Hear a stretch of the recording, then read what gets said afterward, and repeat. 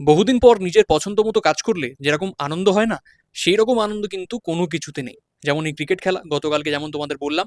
আর আজ আমার ভাই গিটারটাকে, আমাদের পুরনো যে গিটার রয়েছে সেটাকে ঠিকঠাক করে বাড়িতে নিয়ে চলে এসছে। একটু খরচ হলেও বহুদিন পর গিটারটা বাজিয়ে গিটারে গান করে বেশ আনন্দ লাগছিল। গতকাল রাতে নাইট শিফট করে ফেরার পর আকাশটা খানিকটা এরকম ছিল। ফিরছিলাম সকালবেলা। মাঝে মাঝে আমি চিন্তা করি যে আমার এই বোরিং লাইফে রেগুলারলি আমি কি দেখাবো তোমাদের, কি কন্টেন্ট দেবো।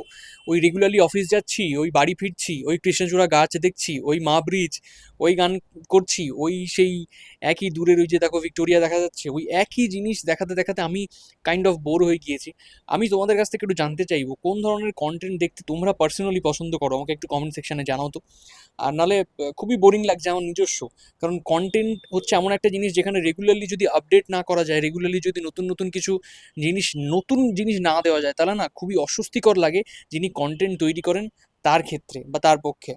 ওই দেখো কথা বলতে বলতে বাড়ি চলে এসেছি।